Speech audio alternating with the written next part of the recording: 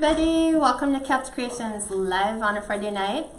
I'm joined right here with my amazing husband Steve, which most of the time goes behind the camera. So I'm having him sit beside me because today we're just making a bow. We're doing two different types of bows, one on the EZ Bow Maker and then the other on the Bowdabra.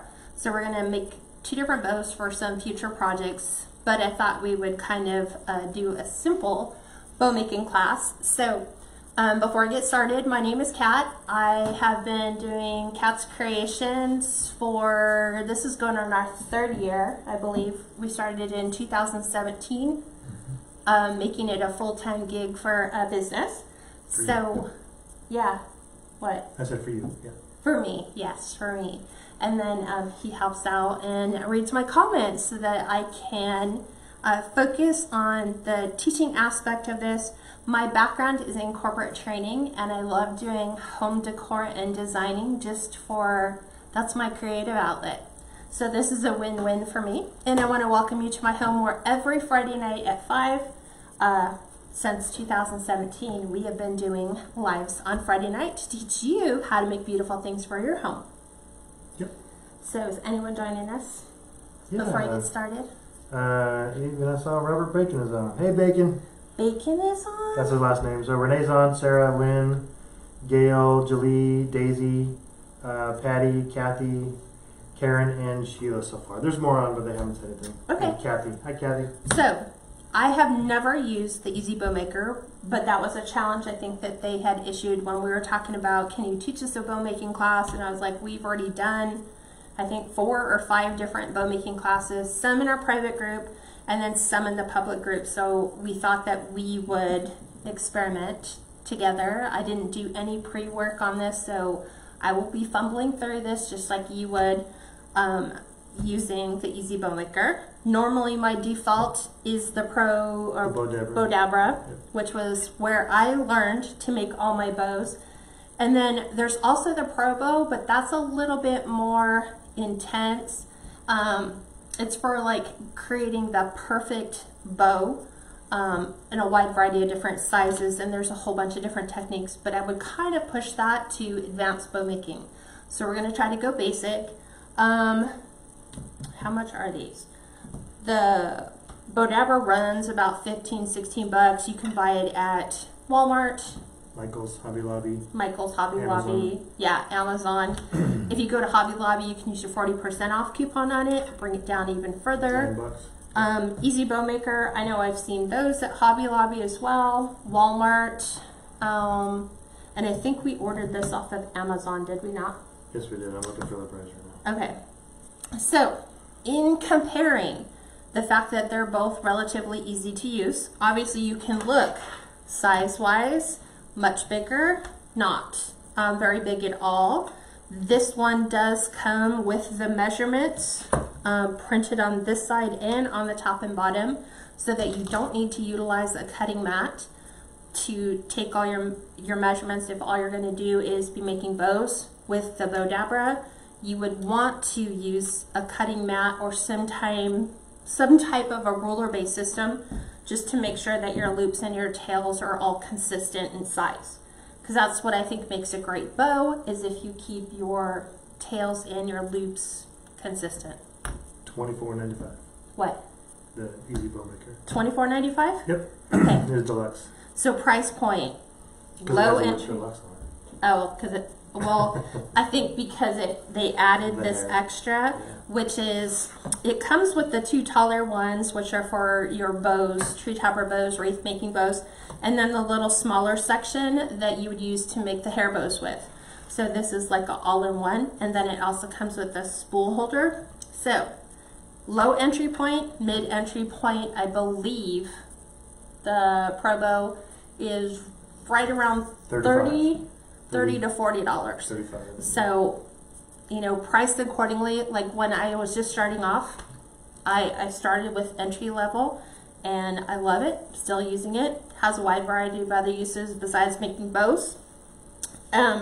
So we're gonna do 2 different types of bows. These are gonna be for future projects. So these are my inspiration points. So this is my sign for the more rustic one.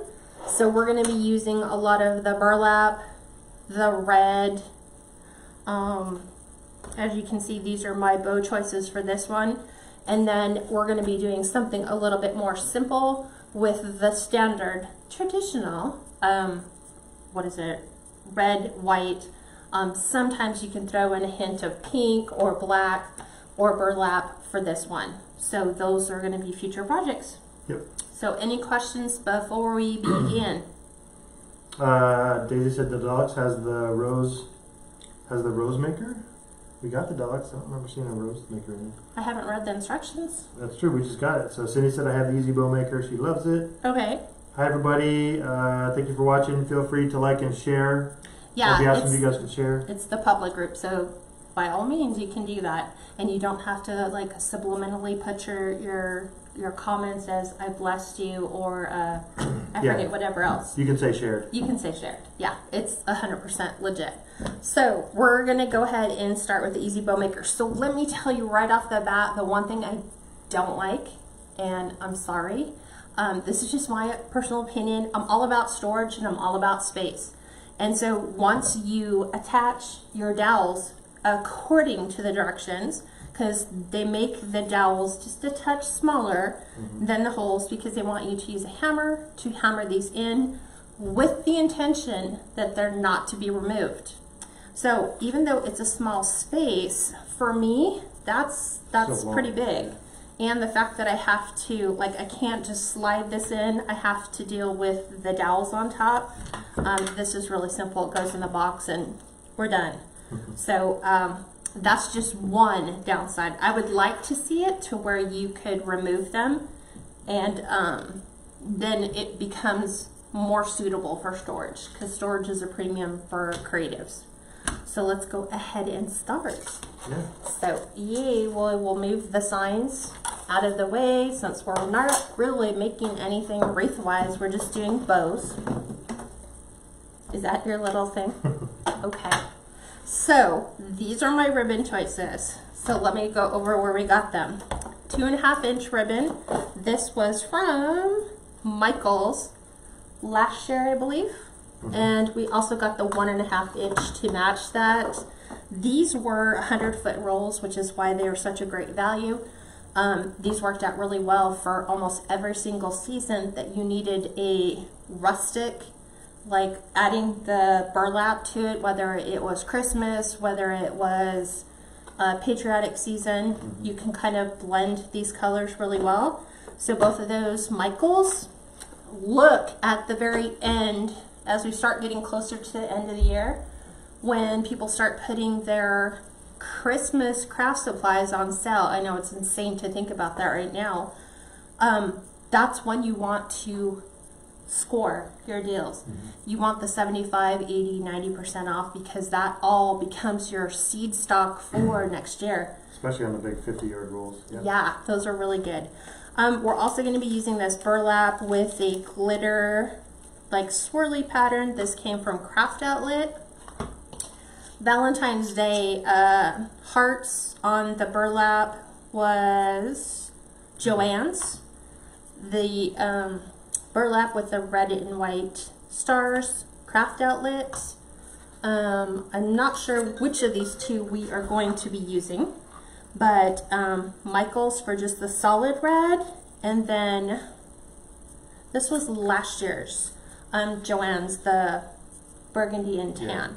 Yeah, so we're tossing up which one we want to do, but for sure, just like the Bowdabra, I'm going to have Steve go ahead and take that call, because that might be something regarding Rayma.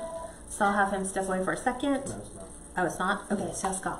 Good. So, just like the Bowdabra, you have to make it from the bottom up.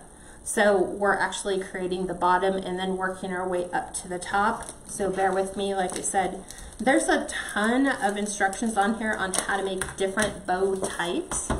So we're just going to do the standard one that I would normally do on the regular Bowdabra. So let me go ahead and get rid of the, I'm going to see, Can I get rid of the wrinkle? I think so. So we will for sure cut off the very end. Christy said our Michael's, Hobby Lobby, and Joann's are cleaned out at Christmas already. What? Yep, I'm assuming they would be. What? Well, I know Hobby Lobby generally in most cases is. So I'm not a real big fan of spool holders, but I'm just using it there anyway.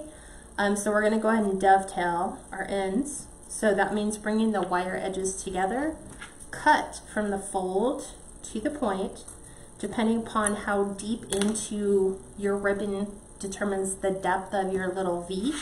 So we're just going to keep this kind of, that's a technical term. Yeah.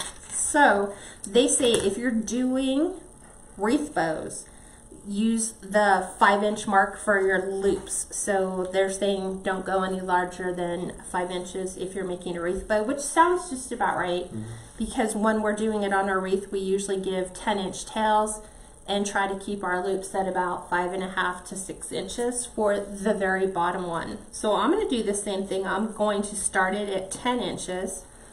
This is going to throw me because I'm not used to having things stay in a position. So it says what we're supposed to do is take this, slide this inside where we want it to go. This allows us to measure our tails, and then what they say to do, let's see if I can do this right. I want to make sure because this is new process, is we want to go our 5 inches. So let's loop this. This is going to be weird because I always turn it, and I know you're not supposed to turn it, or at least you're not required to turn it. So we put it back in, and then they say what you want to do is to stuff it down into the holder so that it holds our loops in place. So there we go, and then we're back to this side. So we're going to do the same thing. You do that just so your ribbon doesn't turn. Yeah. Well, I do it just because that's how I make my bows. So we're going to slide this back in. We're going to measure at our 5. So we'll make sure our loops are right at 5. We will push that down. See, and I'm always about flipping. But now we need to do our 10 inches, which this is at 0. So this will be 10 right about here. So far it goes okay. It's just going to be, for me, it'll be slow going. People who have been a pro at doing this for a while will probably just breeze on through and be like, I would have already had the bow made by now. But it's a learning thing for us. So, what? Doesn't it seem like, I mean, there's 8, 9, 10. I guess I would stop right here. So let's just make that a little more even. I've got it zoomed in so everybody can see it a little easier. But thank you. I appreciate that. Hi, gals, just join in. Hi, Peggy. So there's our first. Oh, wait. So they say the same thing. You can do your floral wire, and they're saying that you generally take this and you would put this in just like you could do it with the Pro Bow. You would normally put your wired part in. So let's go ahead and just put my pipe cleaner in there for now and push it out this side just like so. So it's all ready for us to lift and go. And you then have to bend it all around though. What do you mean? Because this is going to be the top, right? So you have to bend it around once you... I agree. So we'll see how it goes. I see what you're saying though. So now we'll go ahead and add, I'm doing this one with more 2.5 inch and not as much 1.5. So we'll see. So again, we'll cut our starter off. We'll dovetail the ends. Jean says you just came from Joann's and they had a really good choice of pick still. That's the good. gnomes were 70% off, but Gnomes. not too many people like gnomes. Some people do. Or if you do, then the gnomes are 70% off. Yeah. So I'm going to go ahead, this one's going to be at 9. So I'm going to go ahead and... The tail's going to be at 9? The tail's at 9. I always bring them up just a little bit. So, and we'll do this one at 4.5. 4.5. Yeah, or you can do this one at 5. Let's do this one at 5 too, because we're gonna do a little bit more, whatchamacallit. So we'll do it. 1.5 will be less. Yes. So it's interesting to see how thick it is, and maybe it just gets, because I'm using it for the first time, it's really tight, getting that in there. Kathy said, so no twisting? I know you still kind of twist it, right? But you scrunch it, you turn it sideways in through the pegs, and then Yeah. it's like a half twist. Well, because you always have to get your workable side to do your flip. But I understand there's no twisting, but there has to be something in there. Like, I was watching the videos and I was reading the instructions. It's like slide it in sideways and then do the twist on the outside. So I don't know. It's a work in progress, right? Yep. So I'm trying to keep this on my 8 so I can Kathy get exactly asked at 9. how long do you make the loops for the candy cane? Candy cane. If you're talking about the candy cane tubing? I don't know off the top of my head. I don't know. It just depends. I think we did like 2 inches. 3 fingers. Make them like 3 fingers. What, looped? Yeah, the loop. So it would be about 2 inches. For me, it's 3. Yeah, 2 inches. You're right. 2 inches. Thank you. 2 inches. That's why I was like, it's generally 2. Okay, so let's do this one. And we'll do this one at, we did 9. Thank you, Deborah. She said it's so nice to actually see your face instead of behind the camera. Right? That's why I was like, you need to just come out from behind that camera. So, let's see. We did this one at 9. So let's do this one at 9.5. So here we go. We put it in, and let's do our twist on the other side. So I'm still having to do a twist somewhere in there. So we shall see. I know they say no twist is required, but you've got to put a twist in there somewhere. Yeah. Because see what I'm saying? It's Even still right twists. there, Yeah. you've got to bring it in. And I think this one's right at 4.5, which is okay. It just seems so weird to only have, like, it's up this high and it's only 3 ribbons in. So you just have to keep kind of pushing it down.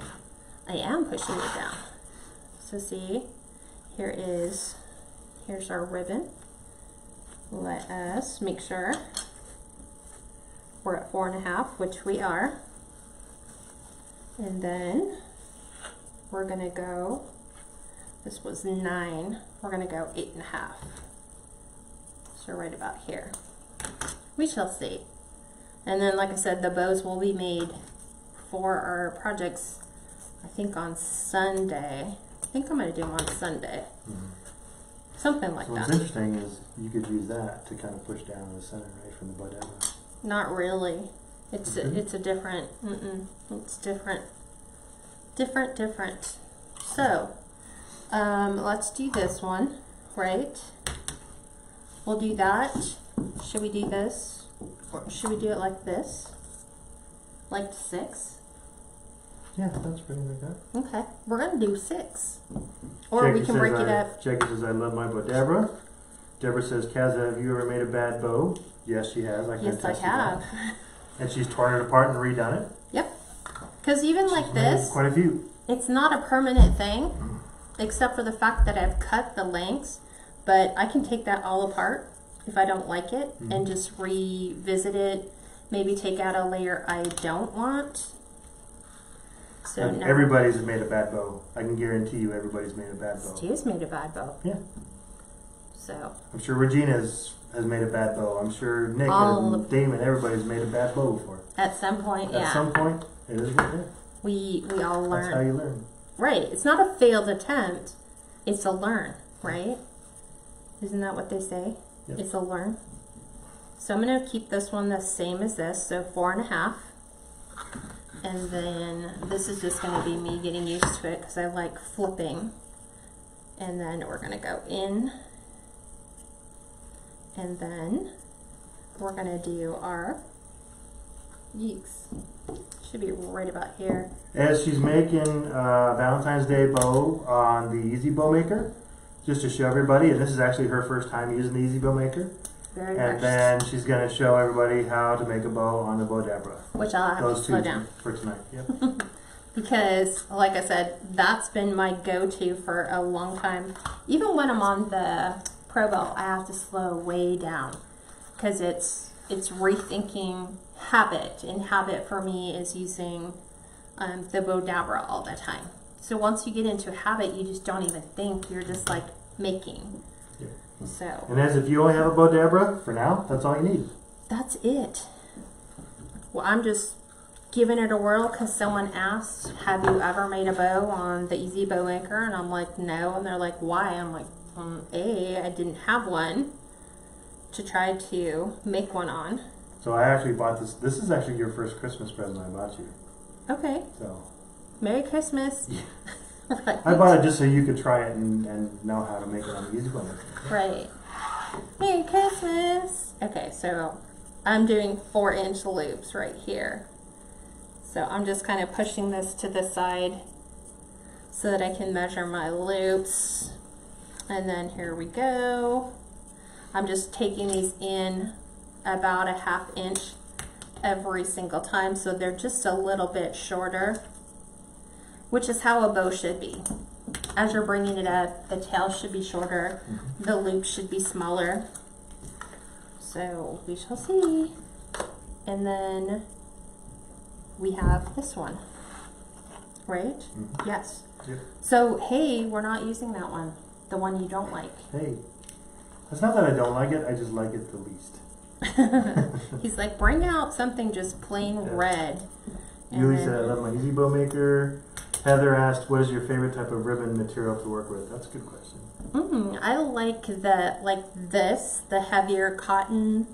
Is it cotton? It says 100% polyester, but it feels more like the cotton canvas kind. Just because it's got some stability in it. I like the lame. You like the lame? I like the lame. Because it sparkles.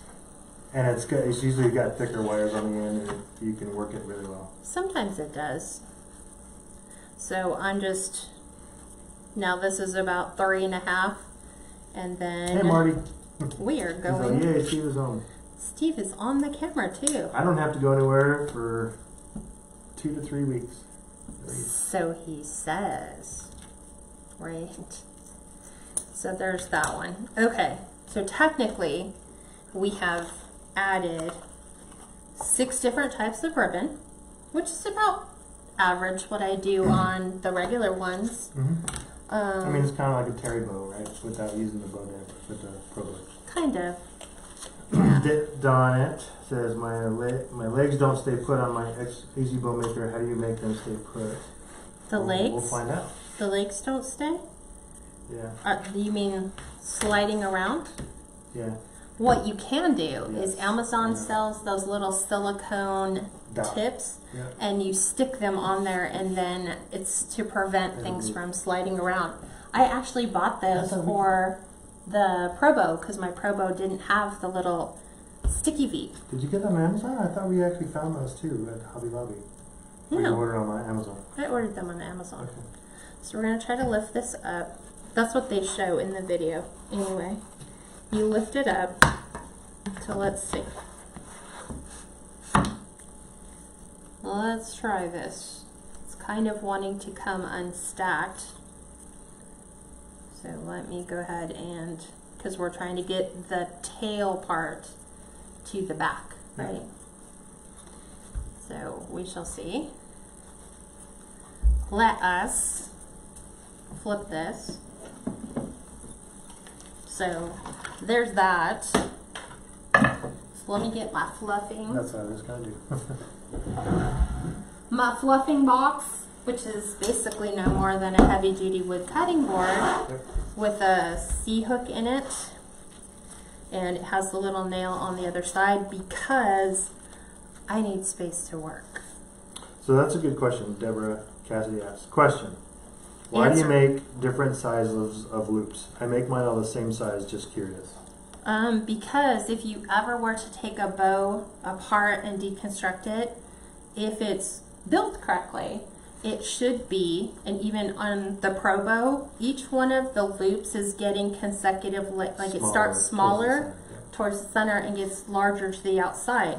Yep. So that's just...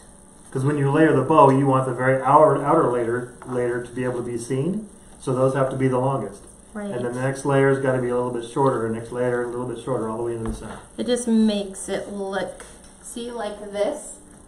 You're starting with bigger loops at the bottom, and then you're bringing it in as you get smaller. So it should kind of come in smaller. So when you're fluffing, you're going to always pull a tail and a loop in opposite directions. So your tails should be opposite each other, and then your loops should also be opposite of one another. So we're just going to keep doing that as we lift them up. We're going to take this one, because I brought this loop's tail to this side. What I'm going to do is bring it to this side, just like this. So we're stacking our loops, and then we're going to do the exact same thing. We're going to grab our tail, bring it this way, and grab our loop. And now our loops are directly across. And so what we're doing is we're kind of building loops and tails opposite. So we're going to do the same thing. We did it, I'm like, there. Got to go back this way. So we've got to go back the opposite direction. And we did, Vilya, we hit all the pegs with a hammer, so they're in there tight. Oh yeah, those babies aren't coming out anytime soon. So we're going to do the same thing. We're going to loop this way. I'm just grabbing my tails and my loops, just like so. And then I'm just fluffing. So here's tails, tails. And then I'm just separating. So here's our bottom. Here's our second. Here's our third. So it's starting to stack. And you're doing the exact same thing on the opposite side. So now we're going here. So we started with this going this direction. So we're going to pull opposite. Donetta, no, none of this is burlap ribbon. It's all just canvas. This looks like burlap. Yeah, it does look like burlap, but it's all just canvas. And we're going to go opposite. The red's kind of like a lame, huh? No, it's just canvas. Canvas. Yeah, it's a canvas. So we're going to go this direction. And then same thing. If you're ever lost and you're like, okay, which direction do I pull?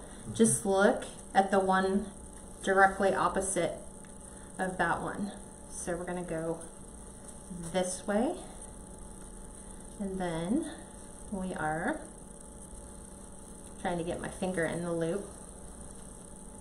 We're going to go this direction. And then this is where you get to put your fingers in, kind of on both sides, and just kind of feather those.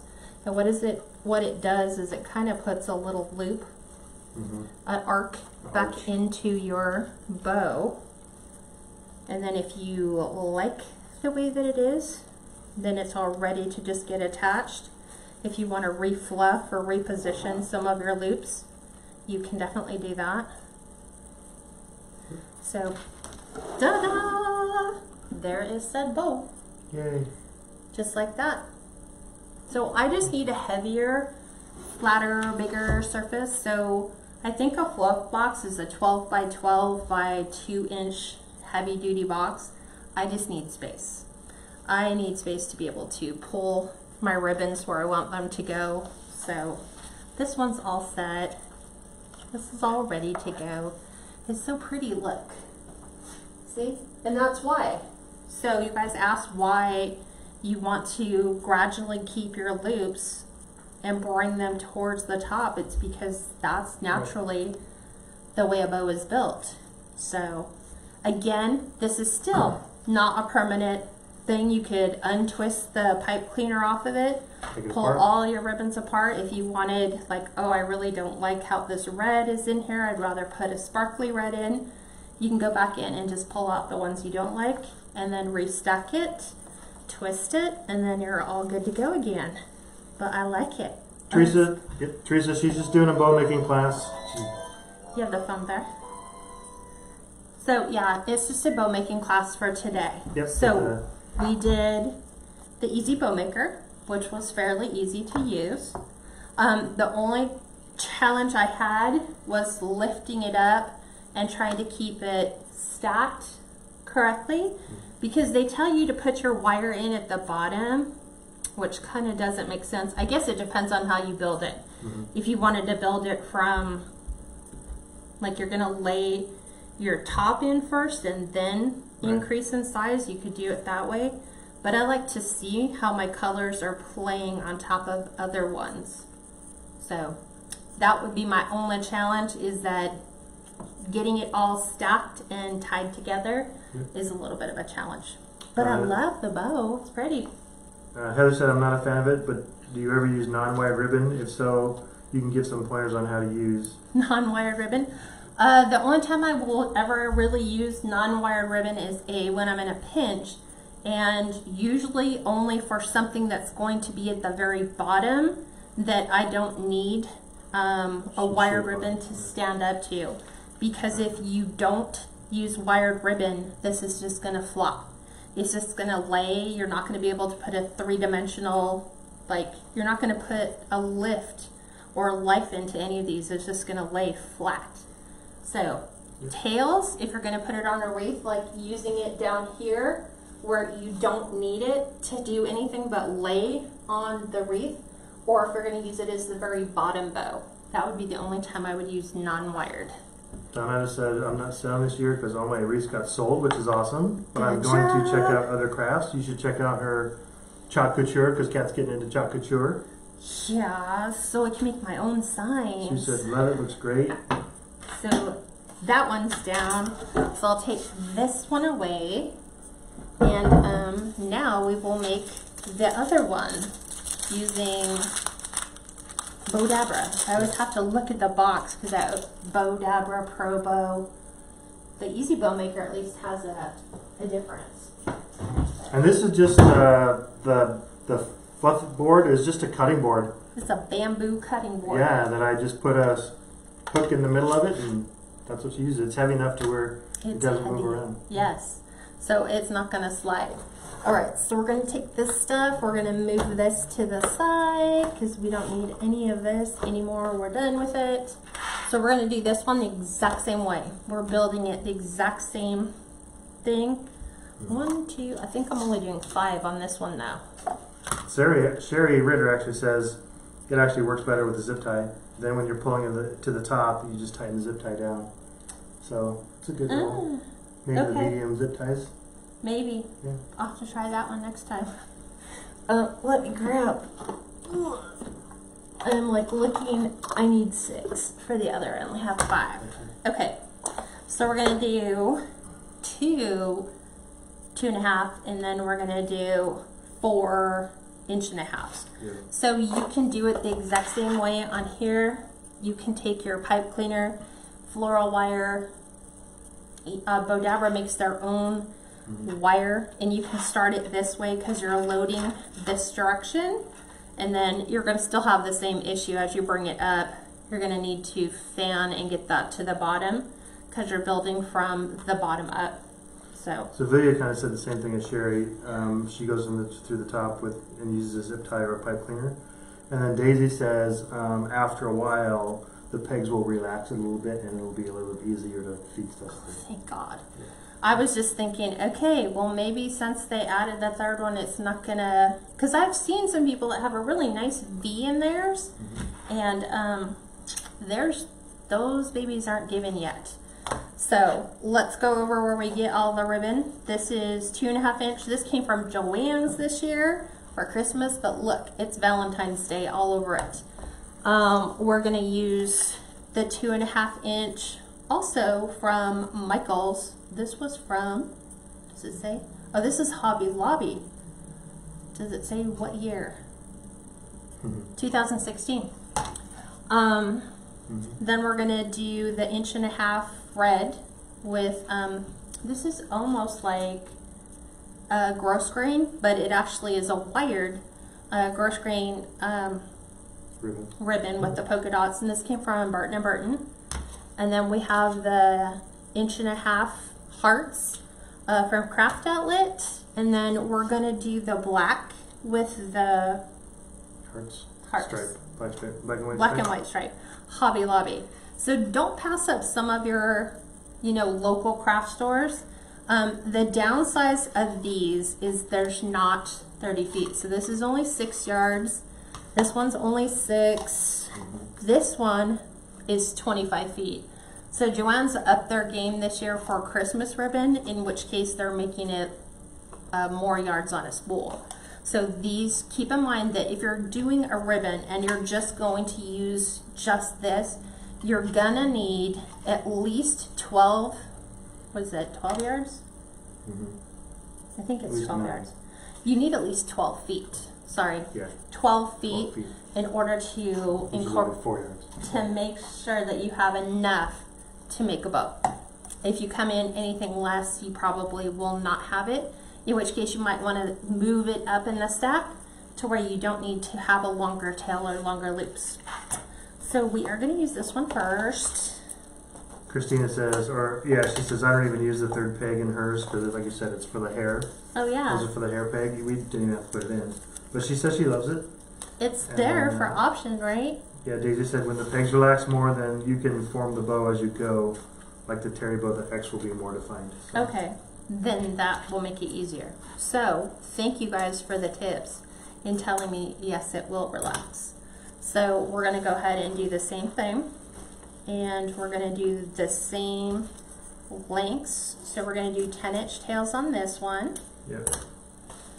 Sandra, so Kat saw me the first time I tried to hammer it in. I did it lightly because I didn't want to break anything. Well, he thought it's supposed to come out. He's yeah, like, I thought they were don't want to get it in there, right. And you won't be able to ever pull them out. And it says, according to the directions, and I read, yep, hammered in there. Not meant to come back out. Because Donetta is saying, and Sandra is saying that their pegs won't stay in the board.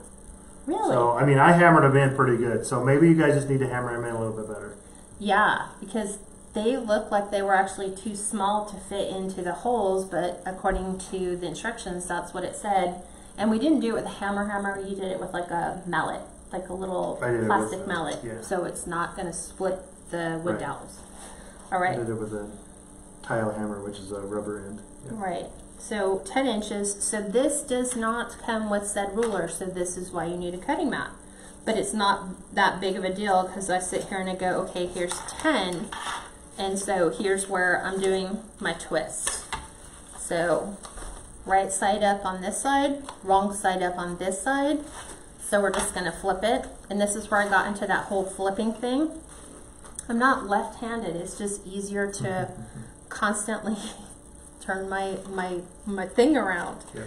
So I keep this right on like a 10 or 15 or a 20 as I'm measuring out my loops. So we know that that was 5 inches, or the one that we did over here is 5 inches. So we're going to do the same thing. We're just going to, I twist that, and then I will look, here's my 10. I'm pulling this out. It's a little bit bigger, so we're going to bring it in. Judy asked a good question too. How do you determine the first length of the bow? You said a typical wreath bow is 5 inches, so that's a start. That's what the instruction book said. Right. Is if you're making a wreath bow, start at 5-inch loops. So normally what I would do before I start my bow for my tail length is I found that 10-inch tails are pretty much ideal. So putting this here, what you're looking for is where you're going to put the bow on your wreath. Right. Looking at your sign, like we made this one for, let me see this sign. The welcome sign. We made this bow for this sign.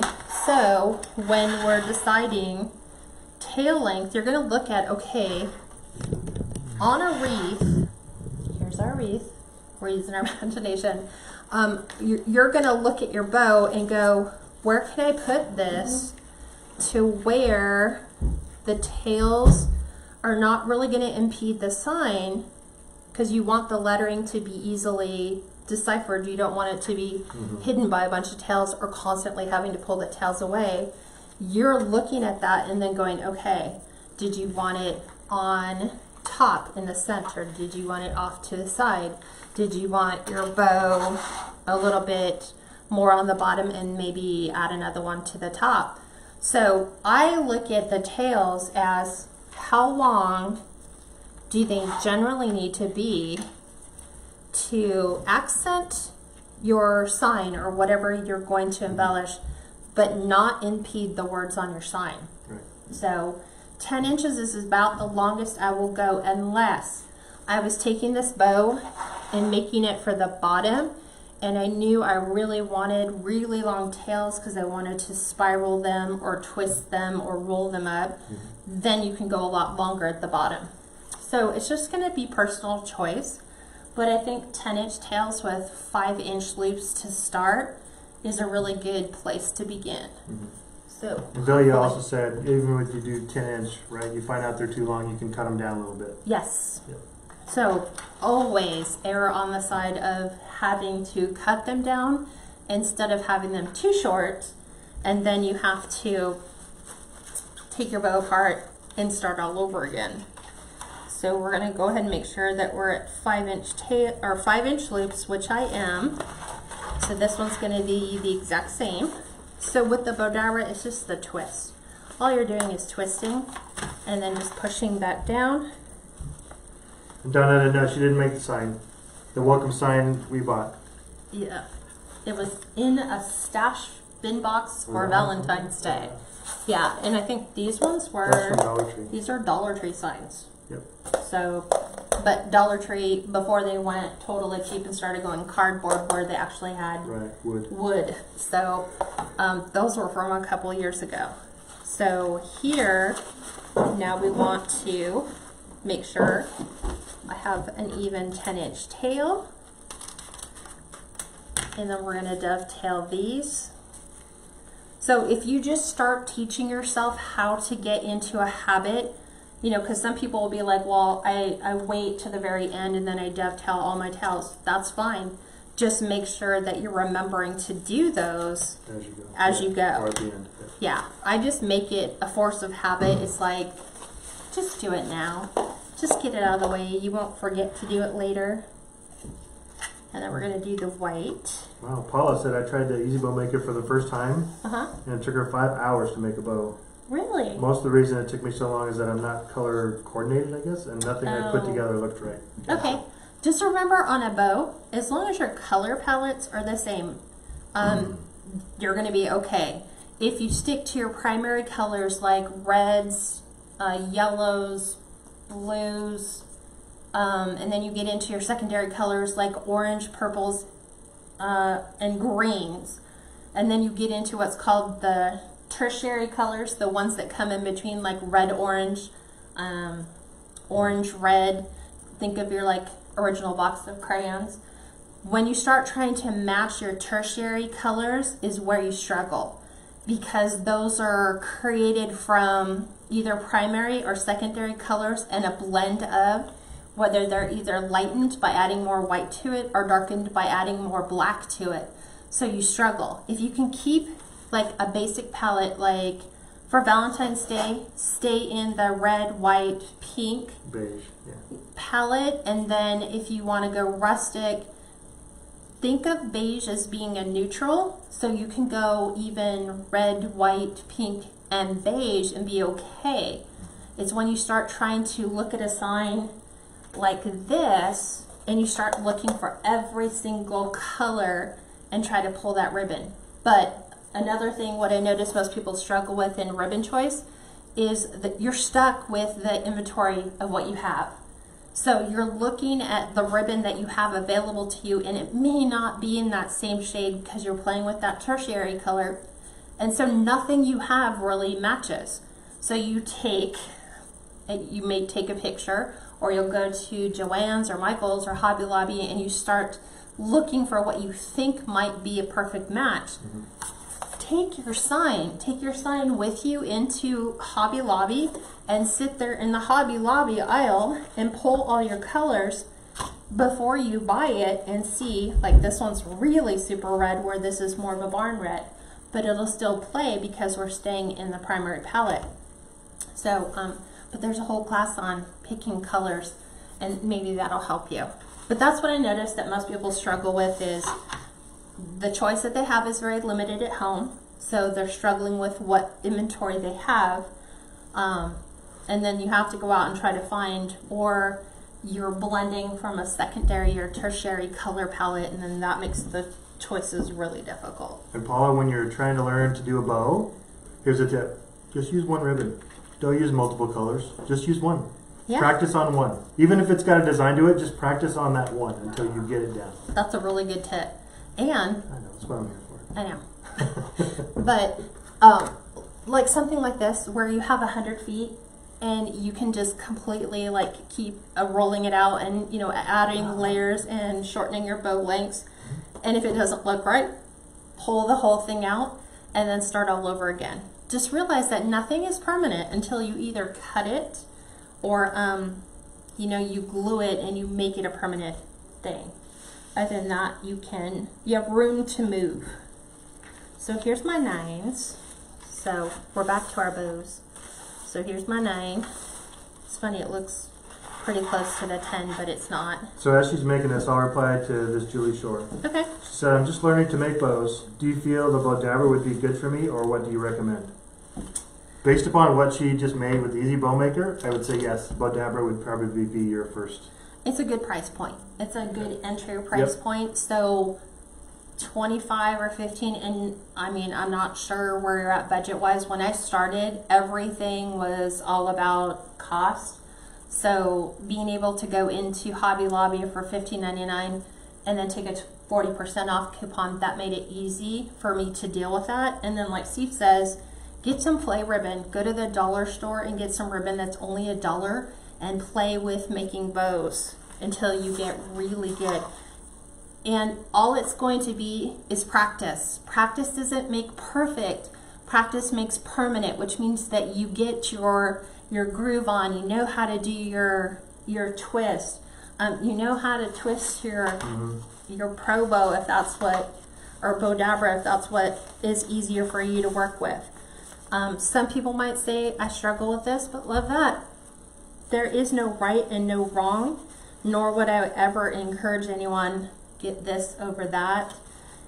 Just try them all, and whatever works for you will be the thing that helps you become good at what you do.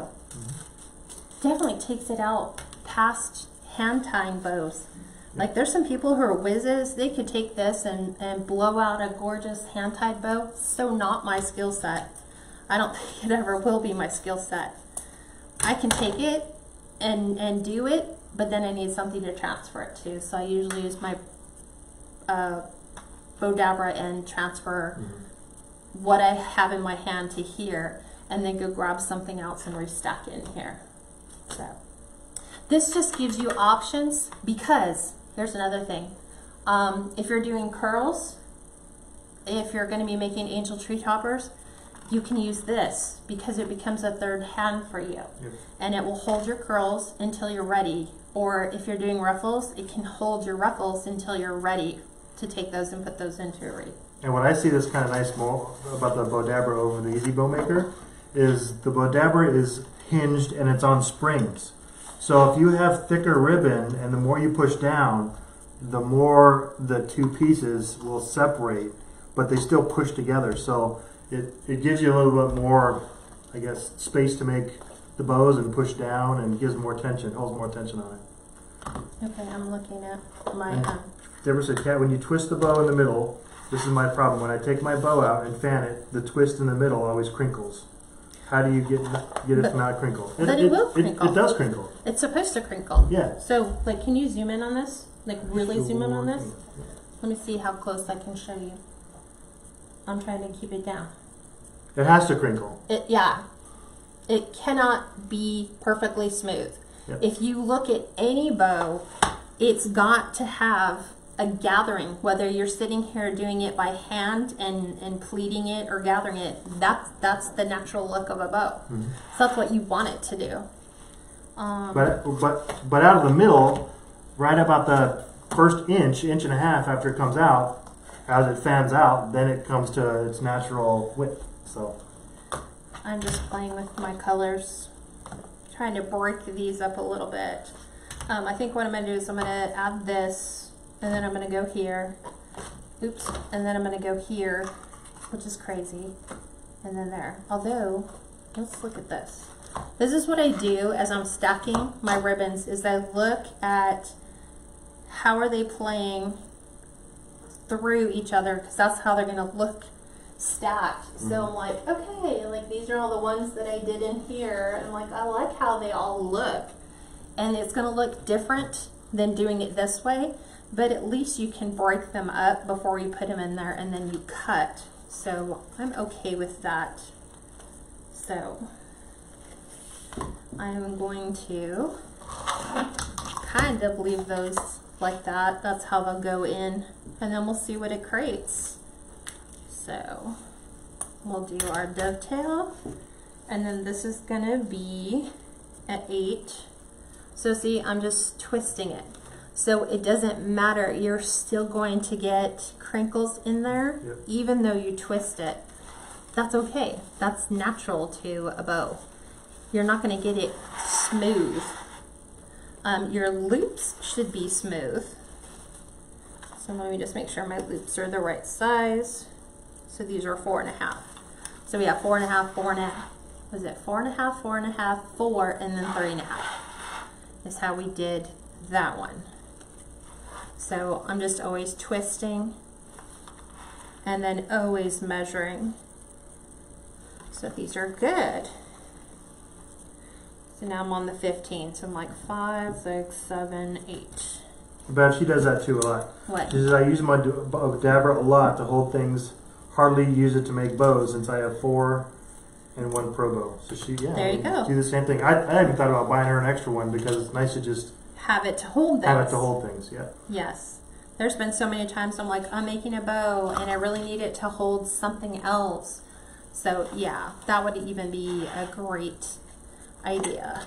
So I'm trying to take these and move them so I don't grab them again. So these ones, I need the nice scissors. There's some ribbon where it frays a lot, like this. You're going to want to use nicer scissors, especially if you're, the wire on the side of it is not real thick, so it doesn't ruin or dull your scissors, but it gives you a straighter cut. And this one's going to go to 7.5. So there's my twist. And yeah, no problem, Deborah. Loops, twist. She said, thank you so much. Appreciate it and telling me that it's supposed to crinkle. Yes, it has to crinkle. Yeah. There's no other way about it. You poor thing. If you've been like struggling the whole time going, it just won't, it just, at the very center of your bow, yeah, it should crinkle. Look at any bow that's been hand tied. There's always going to be that little crinkle in the middle. The fold, the gather. Because that's technically what we're doing. There's always going to be that little crisp crinkle. So, here's where I'm at. See, I didn't use my good scissors. I used the other ones. So, let's do it this way. So we get a pretty cut on that. See, I love this ribbon. This is just fun. This is fun for summer, it's fun for Christmas, and I think this is 20 yards. So I'm loving that. So now we'll go, we're gonna end with the black, because I always look for something to make an impact, and I think the black's going to do it.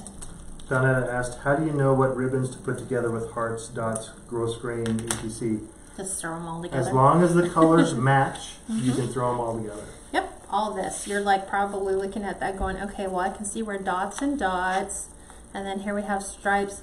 Yeah. I think as wreath makers, we can throw out that window that, or throw out that little adage that says that you can't have stripes and and plaids and dots all mixed together. Oh yes, you can. And a bow, sure you can. And sometimes it makes for such an interesting looking bow because you're using glitter versus, you know, stuff that isn't glitter, a solid versus a pattern. I think it just makes your bow look more interesting. So I'm bringing this into 4. If you notice, she doesn't even have a solid color in here. That's true. I could have put a solid color But you don't in. really need to. I mean, you want the bow to stand out. I wasn't thinking along that.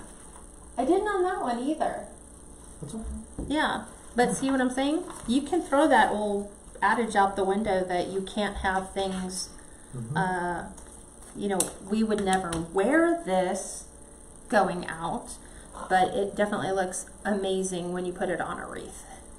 And you just add different colors and designs and prints and patterns. We're praying for you, Jana. She says she hasn't been on around as much because her husband had a massive stroke in July. So we're praying for you and your family and your hubby. Hope he's recovering. Yeah, most definitely. We'll definitely keep you in our prayers. You know what that's like? Yeah. Your dad had a stroke, but he was able to kind of come back from that quite a bit. Yeah. He still had limitations, but not anything that was major, right? Yep. And then Kay said the Bowdabra makes nice bows and it's easier to use for those that have arthritis. So that's definitely true. I like it because look, I can just walk away and go deal with a sick cat or answer the phone, and then I can come back. So, but I think you could do that even on the EZ Bow Maker once you have it in there. So this is going to be my 6.5.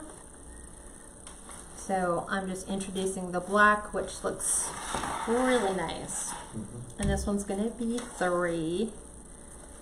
So let me put it on my 15. So I can get this one in. And even if you wanted to add that little extra loop, you're okay with doing that. Sometimes Steve does that when he's making bows. He makes the little 3rd loop. I do like having the center loop. I don't know why. To me, it just completes it. It's just his thing. Just my thing. It is your thing. But I'm okay with not having that. And then here's the final one. So we are all set with this. And I brought white instead of beige. So I usually just have this already because you have this tool, and as you can see, as I continue to stack, it's going to get whiter and whiter and whiter. This is what they call, I forget, they have a name for it. It's like a pinching tool. It just compresses all your layers down to try to get it as thin as possible. Don't push too hard because it's plastic, so you would snap one side off if you really put body weight onto it. But it comes with the Bowdabra. Comes with the Bowdabra. And then I usually just make a little V. So I will take all of this. See, it's stacked easier for me. I usually just kind of keep my fingers like this so that I'm holding it, but also leaving room to take this and just kind of drop my chenille stem right inside and then just twist. And I just use chenille stems because they're easier on my hands. Floral wire, it's really hard for me to get a really good tight seal on that. And see, I'm like looking. If you look at my bows, they're all crinkled. And the ribbons are all, it's like a nice little folded tuck. So we'll do the same thing. We'll flip this way. And we'll attempt to, usually it's easier when you have bigger wire to use a, you guys know I never bring this out and fluff ribbons on a board. I prefer to just throw it on the wreath and fluff, because if you fluff here and then you take it and you put it on your wreath and you're holding it, trying to twist, now you're gonna have to refluff it anyway. So we will attempt. Carolyn, yeah, the other one with the dowels in it is called the EZ Bow Maker. She did that at the beginning of the video. So you can always go back and watch the replay and rewind it and watch the beginning. So same thing. You're gonna take, I'm just gonna turn it this way, because that's, my bow's laying this way. I'm taking tail and loop and pulling them opposite. And then down here, we're taking tail and loop, pulling it opposite. So remember, our loops are across from each other, our tails are across from each other. This one feels a little longer, probably is. Same thing here. You can cut it down a little bit. I can cut it down. Yeah, it's not a permanent fix. So same thing, just, and you can change direction. There's no set law that says, oh, well, you just did that on this one. It's okay. If you like the color layout next to what ribbon you have set aside, pull from the other side and just go back and put them in whatever direction you want, whatever color combos you want laying next to each other. Like this one doesn't really matter. Let's see, we're doing red. So we pulled this side, so we're gonna go this way. And we're gonna do the same thing. We'll grab the tail, pull it to this side. We have all these other ones that are in the way right now, which is this one, which I think I forgot to pull. So. Julie, this is the first time I've been in front of the camera almost all year. I think you've done it once. I think it was one, yeah, so. One other time. Yep. And then that's been it. Okay, so now I'm going back. A lot back. of y'all are saying they like me on this side. I like him on that side too. He's like, I'm okay. So we're gonna go here and here. So we're gonna take our.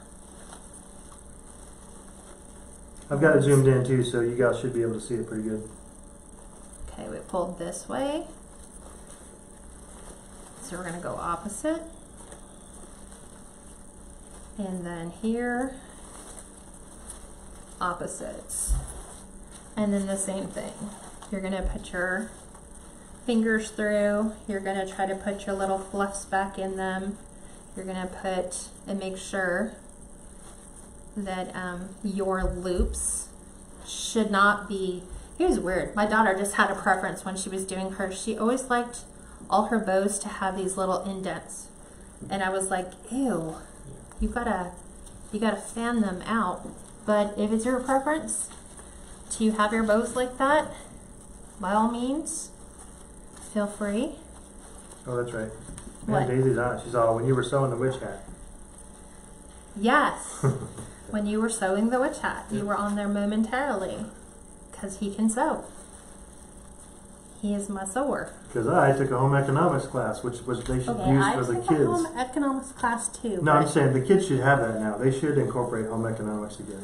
They should. But then your grandmother was a sewer too. So yeah, it just was in their family. So there's our bow. We're all done. So see how easy bows are? The only thing that I can tell you is if you're struggling with bow making is keep practicing. If I did not like the black in here, take it, pull it all apart, restack it back into your bow maker. Maybe you want to put a solid red in here instead, but I think this will look good with our sign. See, we don't have to have the true shade of barn red. We can just keep it, we're playing to the other colors. Just like that. Yep. Well, now you want to go wider. So, just keep playing. Just keep practicing. Don't let bow making intimidate you. And yes, if you were to look at my very first wreath, which is on my business card, it's my business card logo. And you can't even see it on my business card because it's right there on the end. Yeah, I think sure, you're you can. missing most of it, but it's there to remind me of where it came from. You don't get there overnight without an awful lot of failures. And like I said, it's not a failure, it's a learning experience. You're learning what doesn't work.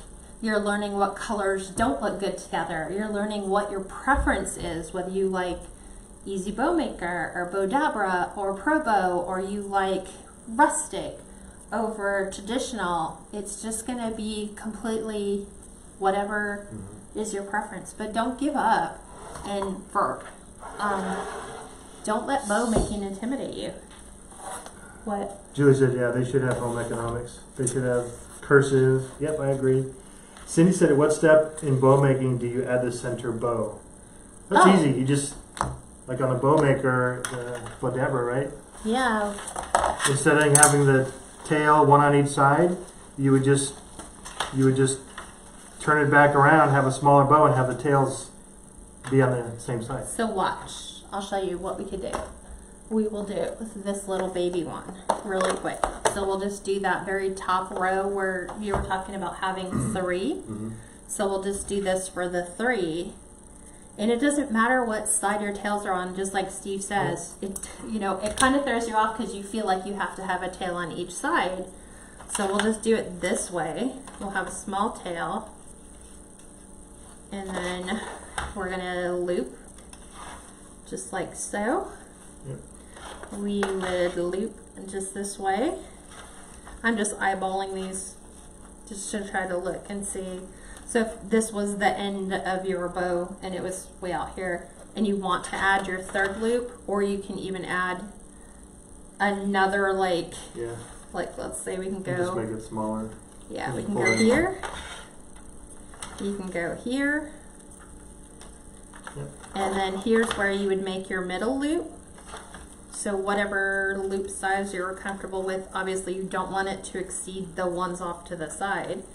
So we would just leave it here. And here is 2 tails, right? Doesn't matter. It's just a device to hold things. It's not an instrument to say, oh, you have to use it this way. Your tail has to be on the other side. Watch. We'll take this. We will put our pipe cleaner in it. We'll twist it. And then when we're fluffing it, we're just going to take our tails and move them down. And then here is our loops, or our bow, however you want to do that. There is your bow.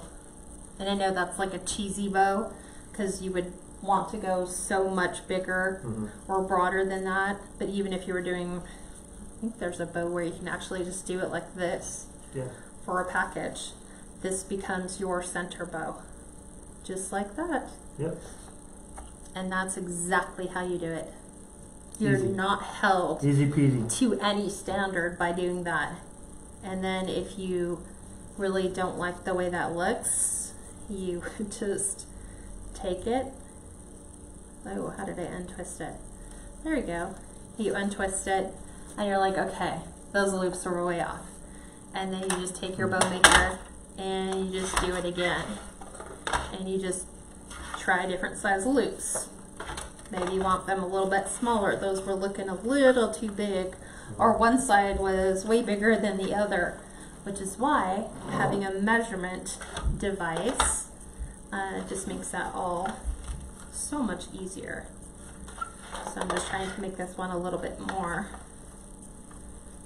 even, I guess. Maybe. Nah. So super simple. Take them out, play with them. Christmas is a great time to practice bows because we can make bows now. We know how to make those perfect dovetails because we don't have to take our scissors like back in the day before I learned how to do it. I was doing it just like this. No problem, Judy. Have a great weekend. This is exactly how I made my ends. I would be like, that's not sharp enough. Yeah. But now it's so much easier. A long Just time fold ago. it. Yeah. Yeah. And then do it the other way. And then you're all good. You're all handy. And you're good. Just like so. Okay. Yep. What questions do you guys have? So Somebody you can asked see. if you could demonstrate how to do the funky bow sometime. Oh yeah. And that's from the lantern swag. Yeah, lantern swag.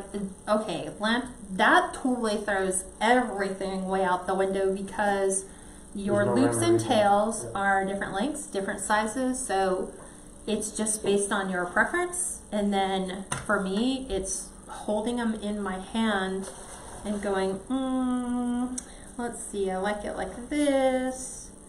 And then I want a really big loop. On the bottom. And I want a really long tail. So I'm going to do this one. And then this is where your holder comes into place. You hold it, and then you stack your next one. Yeah. And you stack your next one, and you stack your next one. And then when you've finished doing them all, you will take them out. You will put your pipe cleaner or floral wire on it. And then you have those bows where nothing matches. Yeah. So it's going to be your preference. Gals who bought the EZ Bow Maker first and practiced and learned on that Yeah, are going to like that. exactly. I bought Kat Bowdabra first, so that's what she learned on a long time ago, over 2 years ago. 3 years ago. 3 years ago, yeah. So that's what her preference easy. and my preference is. Yeah. It's just easier. And he can do it on the bow maker, and our kids can. So when they come over here for Christmas, everybody grabs it and they make their pretty bows. Yep. And then they just throw them on their packages. So, yeah. That's it. Any other questions? Okay, so private group. We are meeting on Sunday at 5, where we will finish these creations and finish them for Valentine's Day. And then on Monday, what I thought I'd show you is we've already done angel tree toppers, but I'm going to show you how to make one for Valentine's Day. So we're going to do 2 different looks, one just the traditional, and then one a little bit more rustic, a little bit more country. So, and then that will finish up our lives for the end of 2019. I will still offer 2 lives on Friday, but they're going to be pre-recorded.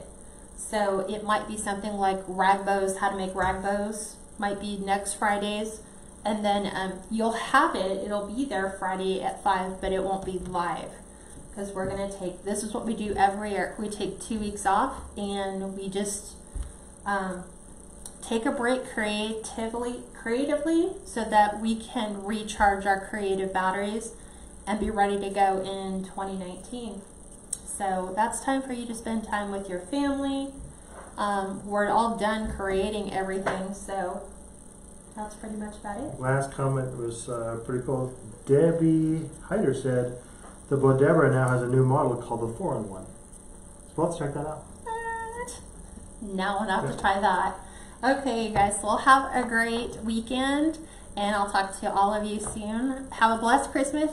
If I don't physically talk to you before then, I will still be available to the Kats Creation group. I will still be posting. I'm not like going dark for 2 weeks. So you'll still see me posting and sharing stuff. So that's about it. Have a great weekend, everybody, and I'll talk to you soon. Thanks for Steve joining me too. Bye. Bye.